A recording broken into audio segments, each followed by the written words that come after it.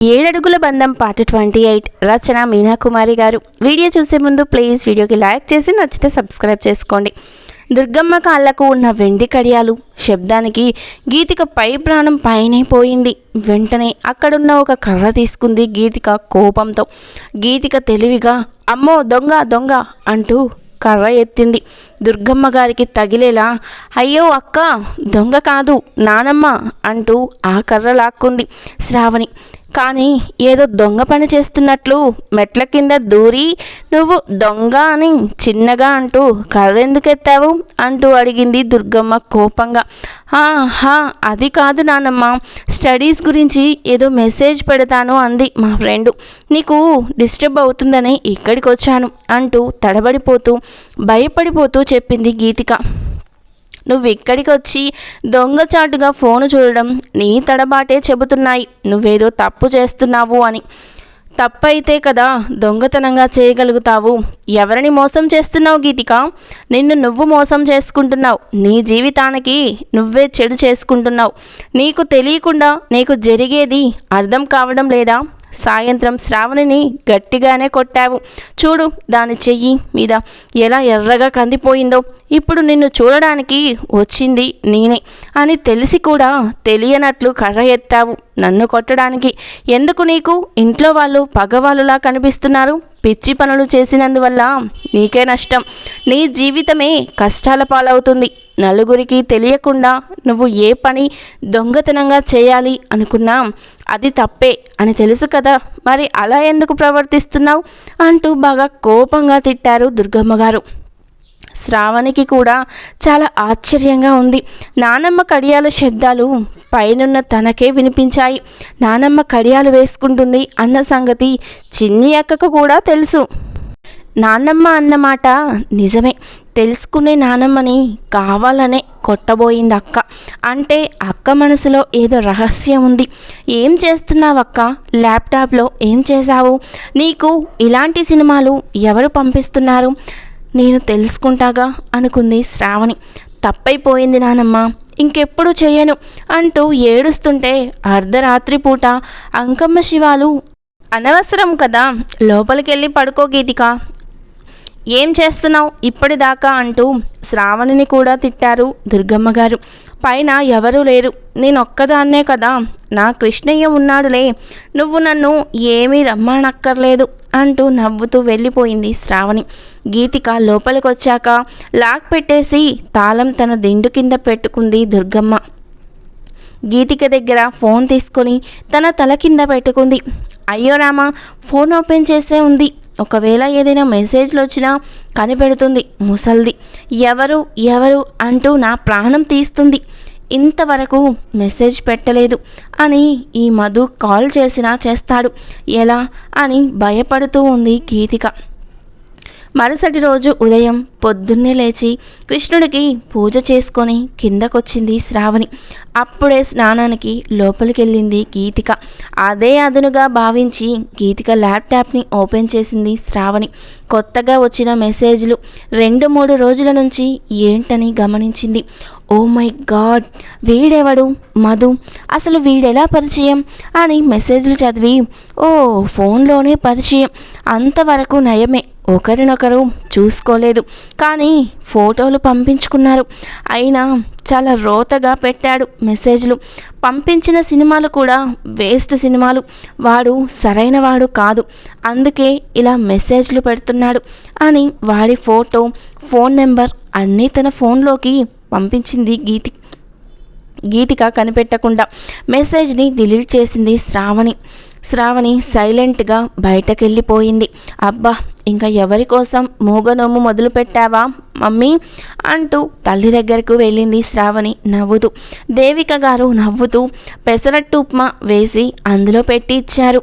అబ్బా, అల్లం చట్నీ, కొబ్బరి చట్నీ ఏది అంటున్న శ్రావణికి ఇదిగోనే కొబ్బరి చట్నీ, అల్లం చట్నీ, ఇంకా ఏమైనా కావాలా అన్నారు దుర్గమ్మ గారు. ఏమైంది, సుష్టుగా తిన్నావు టిఫిన్, నా వైపు చూస్తున్నావు, దిష్టి తగులుతుంది అంటూ నవ్వింది శ్రావణి. వాళ్ళ నానమ్మ వైపు చూస్తూ, ఏంటో శ్రావణి, గీతిక సంగతి చాలా భయంగా ఉంది నాకు అన్నది దుర్గమ్మ శ్రావణితో. అది మన ఇంట్లో వాళ్ళను హింసించడానికి కూడా తయారైంది. అంటే ఏదైనా తెలియని ప్రమాదంలో చిక్కుకొని ఉందా ఏమిటి అనిపిస్తుంది. ఎలా తెలుస్తుంది అంటూ చిన్నగా శ్రావణితో మాట్లాడారు దుర్గమ్మ గారు. అవన్నీ నాకు తెలియదమ్మా, నాకు ఈరోజు అర్జెంట్ వర్క్ ఉంది, తొందరగా వెళ్ళాలి అంటూ శ్రావణి హడావిడిగా కాలేజ్కి వెళ్ళిపోయింది. గీతిక బయటకు వచ్చింది. రూమ్లో ఎవరూ లేదు. తలుపులు వేసుకుంది.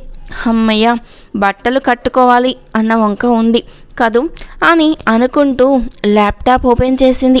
హాయ్ మధు అని తన ప్రాబ్లంని అందులో పెట్టింది.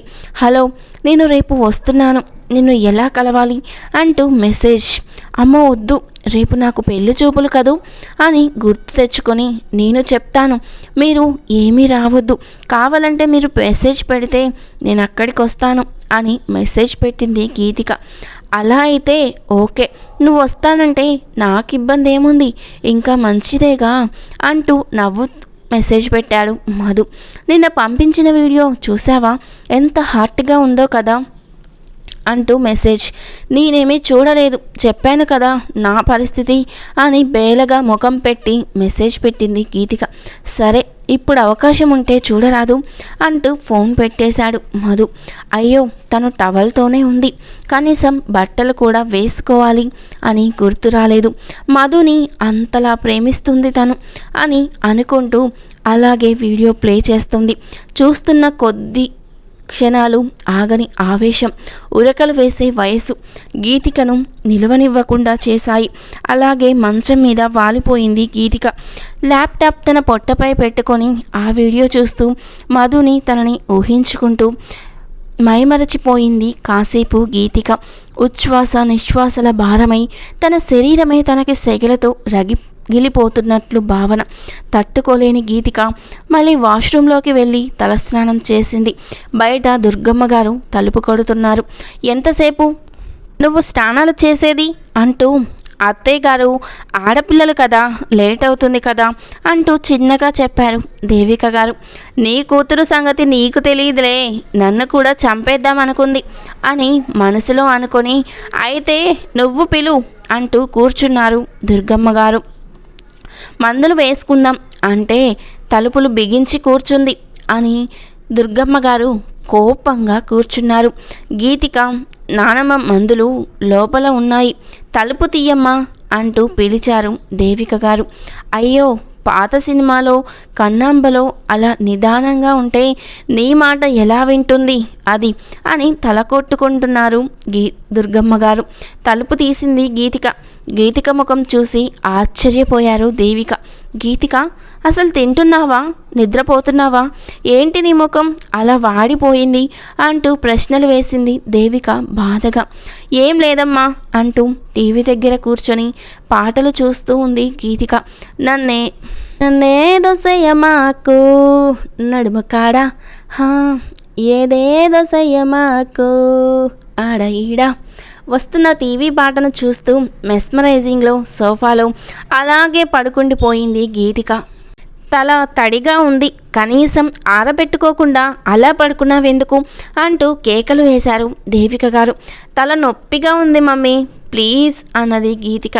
అవునా అంటూ సాంబ్రాణి పొగ తీసుకొచ్చి తలకు పెట్టింది దేవిక గారు. పట్టుకుచ్చులాంటి ఒత్తైన జుట్టు ఎలా పాడైపోతుంది గీతిక, తడి జుట్టుని ఉండలు చుట్టినట్లు పెట్టేసుకుంటున్నావు అంటూ టవల్తో తుడుస్తూ సాంబ్రాణి పొగ వేస్తున్నారు దేవిక గారు. నిజంగా గీతిక వైపు అలాగే చూస్తూ ఉంటే గర్వంగా అనిపిస్తుంది. ఏ అప్సరసో తమ ఇంట్లో పుట్టిన అంత అందంగా కనిపిస్తుంది నా కూతురు అనుకుంది. అమ్మ దుర్గమ్మ తల్లి, ఆడపిల్లలు సంతోషంగా ఉంటేనే తల్లిదండ్రులు ఆనందంగా ఉంటారు. ధరణి వల్ల నాకు ఏ దిగులు లేదు, శ్రావణి వల్ల కూడా ఇబ్బంది లేదు. నా దిగులంతా గీతిక పైనే. చిన్నప్పటి నుంచి మంచి చెడు తెలుసుకోలేదు. తను ఏదో తెలివిగలదాన్ని అనుకుంటుంది తప్ప తప్పటడుగులు వేసేది. చిన్నప్పుడు కూడా అప్పుడప్పుడు తెలియక పెళ్ళికి ఎదిగింది నా బిడ్డ అని మురిసిపోయారు దేవిక గారు. లేమ్మా లే, టిఫిన్ చేద్దువు కానీ అంటూ పెసరట్టు నెయ్యి వేసి బాగా రోస్గా కాల్చి తెచ్చి ఇచ్చింది. ఉప్మా ఇష్టం ఉండదు గీతికకు. నేతితో కాల్చిన పెసరట్టు అంటే చాలా ఇష్టం. పైకి లేచి కూర్చుంది గీతిక. తలనొప్పిగా ఉందమ్మా అంటూ తల్లి భుజంపై వాలింది గీతిక. కాస్త తిను అంటూ తినిపించింది దేవిక. ఈ విధంగా గారాబం చేస్తుంది కూతుళ్లకు. ఎలా తయారవుతారు? ఏదైనా అంటే గిట్టక అంటుంది అనుకుంటారు. ఏ వయసు వచ్చిన వారిని ఆ భయంతోనే పెంచాలి, లేకుంటే మనం భయంగా బతకాల్సిన పరిస్థితులు వస్తాయి అన్నారు దుర్గమ్మ గారు. కాలేజీ అయిపోయిన తర్వాత ముందే కృష్ణవర్మ గారికి మెసేజ్ పెట్టింది శ్రావణి. ఆ రోజు ఆయన క్లాస్ లేకపోవడంతో రాలేదు కాలేజ్కి. హాస్పిటల్లో ఉన్నాను, ఇక్కడికి రా శ్రావణి అంటూ మెసేజ్ పెట్టారు కృష్ణవర్మ గారు.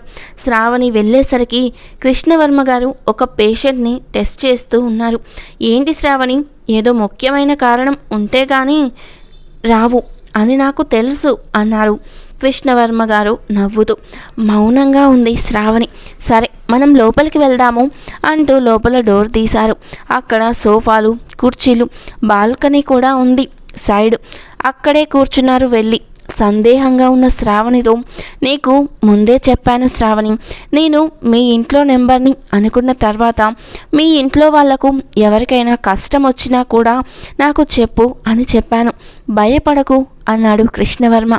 అప్పుడే అక్కడకు తెప్పించిన కాఫీ తాగారు ఇద్దరు. శ్రావణి తన ఫోన్ ఓపెన్ చేసింది. కృష్ణకి ఏం చెప్తుంది, అసలు ఏం చేస్తారు ఇద్దరు అనేది నెక్స్ట్ పార్ట్లో తెలుసుకుందాం. వీడియో నచ్చితే లైక్ చేసి మిస్ అవ్వకుండా ఉండాలంటే సబ్స్క్రైబ్ చేసుకోండి మరి. Thanks for watching.